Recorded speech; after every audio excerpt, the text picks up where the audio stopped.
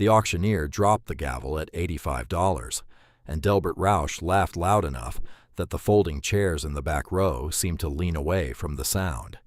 It was a wet, rolling laugh, the kind a man makes when he wants the whole tent to know he is the smartest person in it. And the old man who had won the bid did not turn his head. He only took the little paper tag the clerk handed him, folded it once, and put it in the breast pocket of his chambray shirt like it was a receipt from the feed store.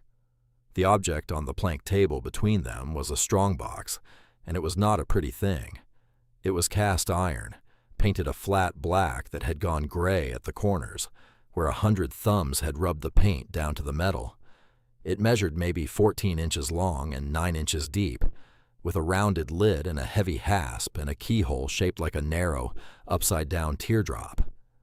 The hinges were pitted with rust. One of the carrying handles had been welded back on at some point, and the weld was ugly and thick, done in a hurry by somebody who did not much care what it looked like. Across the front, faint under the grime, you could still read 3 letters stamped into the iron, HRM, and under those, in smaller lettering, the word Notary. It was the 12th of April, 1986, at the Merle Hoisington Estate Auction, 3 miles east of Coldwater, Kansas, on a section of dry land that had been in the Hoisington family since before the Dust Bowl. The wind that afternoon came off the stubble in long, patient pushes, and the tent snapped and settled, while the auctioneer moved on to a box of jar lids and a churn without a dasher. The old man who had bought the strongbox was Amos Kettering, and he was 71 years old that spring. He was lean the way fence posts are lean, stooped a little in the shoulders from 49 years of leaning over other men's locks, and his eyes were the pale, steady blue of well water. He wore a canvas jacket gone soft at the cuffs, a work cap that said Ryerson Grain in faded red stitching, and boots that had been resoled twice at the shop in protection. His hands were what you noticed if you knew what to look for. The knuckles were swollen from a lifetime of holding small tools in cold weather, and the pads of his fingers were slick and shiny where the whorls had been worn down to almost nothing by decades of feeling for pins and wafers and the tiny catch of a tumbler falling into place. He was the last locksmith in 3 counties who still worked warded and lever locks by hand, and the young men at the hardware store in Coldwater called him Sir without being told to.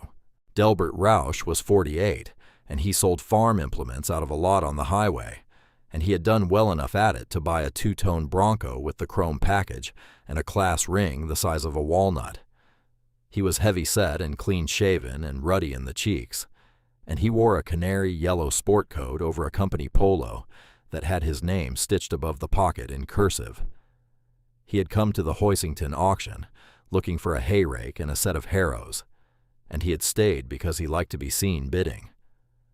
When Amos raised his card at 85 for the strongbox, Delbert leaned to the man beside him and said, loud enough for 4 rows to hear, that old Kettering had just bought himself a boat anchor with a keyhole, and the nickname stuck before the gavel was cold, the Notary's anchor. That was what they called it by supper time. What Delbert did not know, what nobody in that tent knew, was that Merle Hoisington had bought that strongbox at another estate sale 22 years before, and had never once tried to open it. He had kept it in the back of a hall closet under a stack of Grange magazines, because his wife did not like the look of it, and because Merle himself had a superstition about other men's locked things. And what Merle had not known, and what Amos had begun to suspect the moment he laid his palm on the lid, was that the strongbox had once belonged to Harlan Merritt Massey, the notary public of Ashland, Kansas, who had died in the winter of 1937 under a cloud that had never lifted from his name. Amos had noticed 3 things about the box that nobody else in the tent had noticed. He had noticed that the ugly weld on the handle was not ugly at all, if you looked at it right. It was a field weld, done with a stick and a car battery, most likely, by a man in a hurry to make sure the box could still be carried. He had noticed that the box was heavier than a box that size had any right to be, even accounting for the cast iron, which meant either the walls were double-plated or something inside was denser than papers. And he had noticed, when he ran his thumb over the keyhole, that the wards inside had been filed. Not broken. Filed. Somebody had gone in there with a needle file and changed the shape of the lock so that the original key would no longer turn it. That was not vandalism. That was a man locking his own door against himself. Amos had learned to read locks the way some men learn to read weather, and he had learned it from a Dutchman named Peter Vos, who ran a shop in Wichita from 1932 to 1958, and who took Amos on as an apprentice in the summer of 1937, the same winter Harlan Massey died, though Amos did not know that then, and would not know it for almost 50 years. Peter Vos had told him, on the first day, that a lock was a promise a man made to himself about what was worth keeping, and he had told him, on the last day, that a locksmith who could not wait was in the wrong trade, because the lock would always outweight the man, and the only question was whether the man knew it. Amos had carried those two sentences with him, the way another man might carry a pocket watch from his father. And if you have ever known somebody who worked quietly and well while the loud men of the world talked past him, then you already know the shape of what I'm telling you, and you might take a second to subscribe, because this channel is built around the kind of person the world forgets to thank. He drove the Strongbox home in the bed of a 1972 Ford that had been blue when he bought it, and was now the color of the sky just before rain. He had set the box on a folded moving blanket and lashed it with 2 ratchet straps, and he drove the 14 miles back to his place outside Wilmore at 42 miles an hour, because there was no reason to go faster, and because the springs on the truck were tired. Delbert Rausch passed him on the highway in the Bronco, and laid on the horn twice, and Amos lifted 2 fingers off the wheel in the small, patient wave a countryman gives when he has decided not to be provoked. There is a kind of patience that looks like weakness right up until the moment it doesn't, and Delbert had never in his life stood still long enough to learn the difference. Amos lived alone in a white frame house behind a windbreak of Osage orange, with a shop out back that had been a machine shed, before he lined it with pegboard and put in a bench and a floor safe of his own. His wife Ellen had died in 1979 of a stroke that took her between one sentence and the next, and he had a daughter in Hutchinson who called on Sundays, and a grandson named Wyatt who was 16 that spring and who came out on Saturdays to sweep the shop and to watch, without saying much, while his grandfather did what he did. Wyatt was a quiet boy with a bad stutter that only showed up around strangers, and Amos had never once asked him to speak faster. By Monday morning, the story of the boat anchor had made it to the counter at the Coldwater Cafe, where the coffee was bad and the gossip was thorough. Delbert had told it twice by 7 o'clock, once to the men at the round table, and once to Nadine behind the register, and by 10 it had reached the feed store, and by noon it had reached the elevator,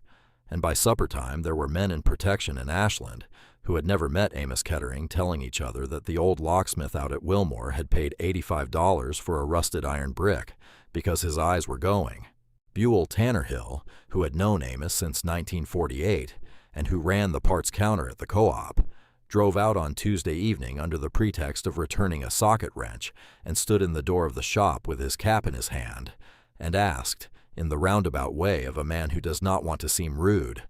whether Amos was sure about the box. Amos was sitting on a stool with the box on the bench in front of him and a jeweler's loop pushed up on his forehead, and he did not look up.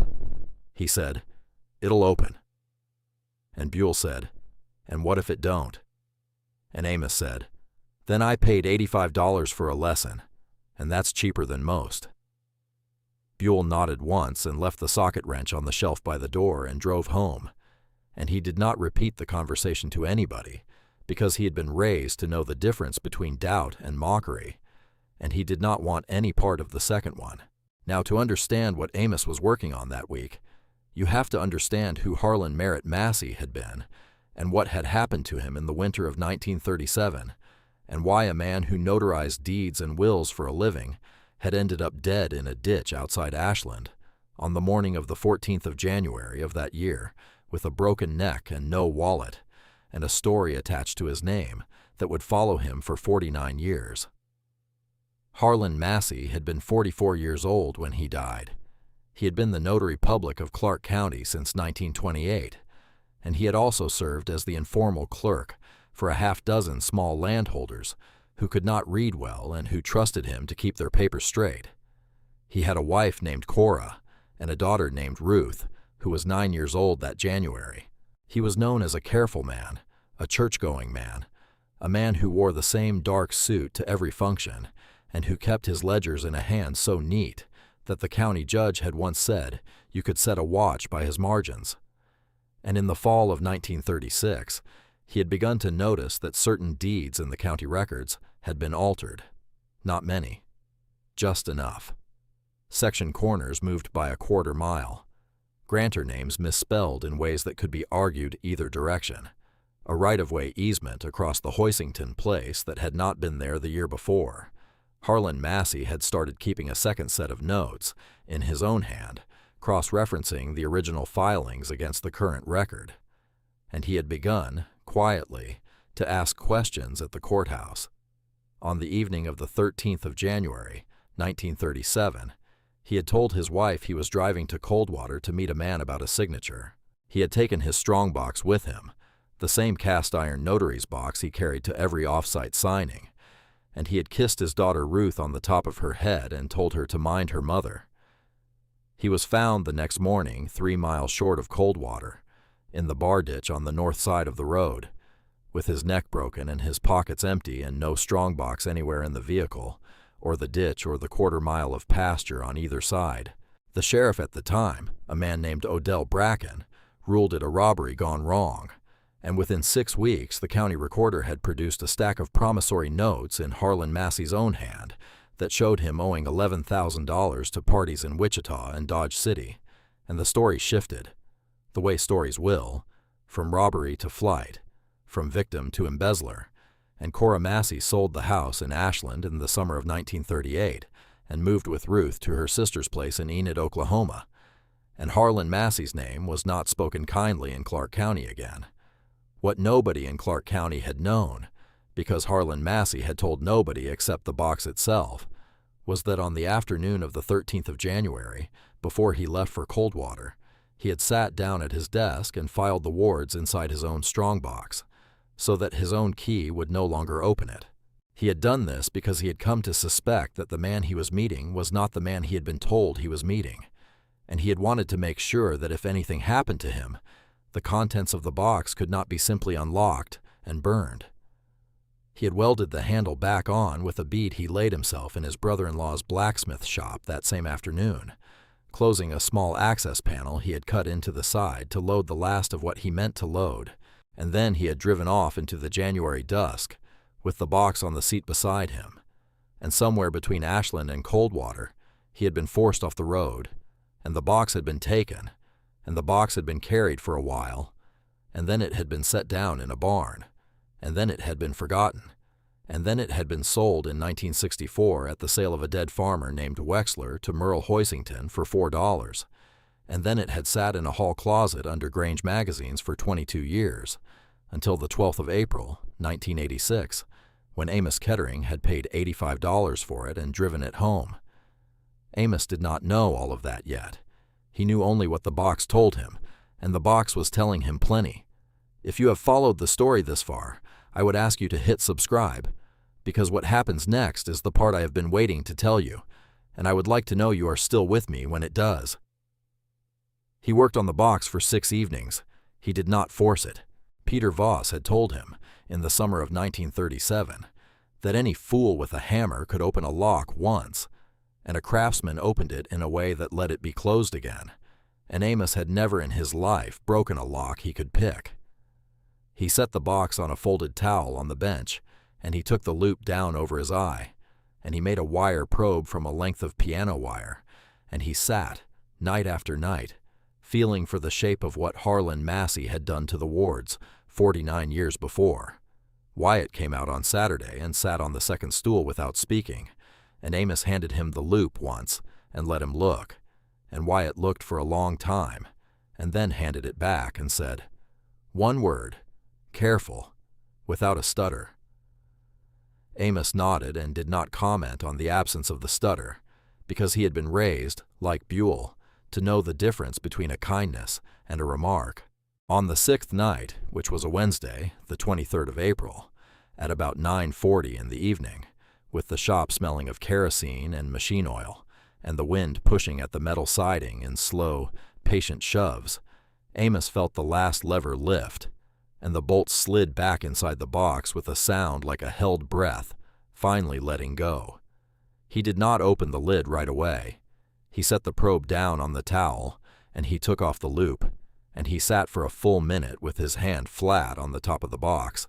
the way a man rests his hand on the shoulder of somebody who has just come a long way to say something. Then he lifted the lid. Inside the box, wrapped in oilcloth gone the color of weak tea, were three things. The first was a leather portfolio, tied with a bootlace, containing 41 pages of Harlan Massey's cross-referenced notes in his neat, patient hand, showing every altered deed and every moved corner and every forged signature in the Clark County records between the spring of 1935 and the winter of 1936, with names, with dates, with the initials of the county recorder appearing in the margin 9 separate times. The second was a canvas bank sack, tied at the neck with twine, containing 418 $20 gold pieces, which was Harlan Massey's savings against his daughter's education, put by $20 at a time over 11 years of notary fees. And the third was a letter, folded in thirds, on the letterhead of Harlan M. Massey, Notary Public, Ashland, Kansas. The letter began, "To whoever opens this box, which will not be me." It went on, in a hand that was steady at the top of the page and grew a little more hurried near the bottom, to say that if the box was being read, then the writer was dead, and the writer wished the reader to know three things: that the promissory notes which would surely be produced against his name were forgeries, and could be shown to be forgeries by comparison with the samples of his true hand enclosed in the portfolio; that the man he was on his way to meet, on the evening of the 13th of January, was named in the second paragraph of the third page of the notes, and that this man had reason to want him silent, and that the gold in the sack was for his daughter Ruth, and was to be given to her in full, without deduction, whenever she should be found, because a daughter should not be made to pay for what was done to her father. The letter was signed Harlan Merritt Massey, and beneath the signature, in a slightly different ink, as if added last, were the words, "Tell her I was not what they will say I was." Amos read the letter twice, standing at the bench, and then he sat down on the stool and read it a third time, and then he folded it carefully and put it back on top of the oilcloth. He could have kept the gold. 418 $20 gold pieces in April of 1986 were worth considerably more than $85, and there was no living soul who knew what was in the box, and Harlan Massey had been dead for 49 years, and his daughter Ruth, if she was living at all, would be a woman of 58 somewhere he did not know how to find. He could have kept the gold, and burned the letter, and burned the notes, and sold the empty box back to some collector in Wichita for twice what he paid,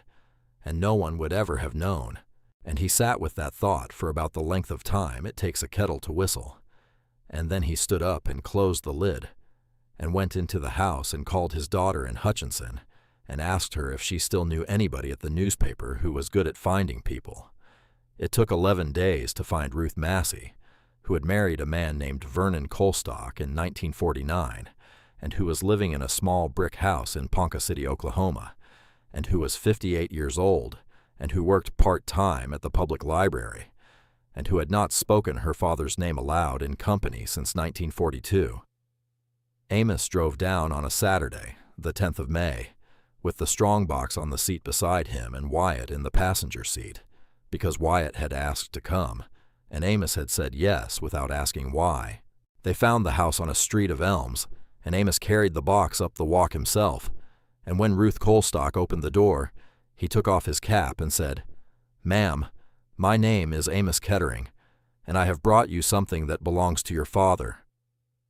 And Ruth Colstock looked at the box in his hands, and she looked at the letters HRM stamped into the iron, and she put her hand flat against the doorframe to steady herself, and she did not say anything for a long time. He did not stay for coffee. He set the box on her kitchen table, and he opened it, and he showed her the 3 things inside, and he read her the letter, because her hands were shaking too much to hold the page. And when he finished, he folded it and put it back, and he told her that the notes in the portfolio were, in his judgment, enough to clear her father's name in any courthouse in Kansas that was willing to look at them. And then he put on his cap, and he shook her hand, and he said, "Ma'am, I am sorry it took so long." And he walked out to the truck with Wyatt behind him, and Ruth Colstock stood in her doorway and watched them go, and she did not call after them, because she understood, the way country people understand, that a man who has done a thing does not need to be thanked for it out loud. The notes went to a lawyer in Wichita in June, and to the Kansas Attorney General in August, and by the following spring, the record in Clark County had been corrected on 9 separate parcels, and the name of Harlan Merritt Massey had been formally cleared by a judge in a small ceremony that Ruth Colstock attended in a navy blue dress with her father's letter in her purse. The county recorder who had signed the forgeries in 1936 was long dead, but 2 of the families who had lost land recovered it, and a plaque was placed in the front hall of the Clark County Courthouse in Ashland, and on the plaque was the Strongbox itself, mounted in a glass case, with a small brass card that told, in 6 sentences, the true story. Delbert Rausch did not say much when the story came out in the Coldwater paper. He was seen at the cafe the morning it ran, and he read the article twice, and he paid for his coffee and left without finishing it. His implement business struggled through the farm crisis of the late 80s, and he sold the lot in 1990 and moved to a suburb of Fort Worth, where he sold recreational vehicles for a while, and where nobody had ever heard of a boat anchor with a keyhole. Amos went to see the Strongbox once, on a Tuesday evening in October of 1987, after the courthouse had closed. He stood on the sidewalk across the street for a few minutes, looking through the tall front windows at the glass case in the hall, and then he got back in the truck and drove home to Wilmore. Wyatt was waiting on the porch when he pulled in, because Wyatt came out on Tuesdays now too, and the 2 of them sat on the steps in the blue autumn dusk, and did not say much, because there was not much that needed saying. So I will leave it with you. If you had opened that box, alone in your shop, with 418 gold pieces on the bench and no living soul who knew what you had found, would you have carried it to a stranger in Oklahoma? Or would you have closed the lid and called it a fair return on $85?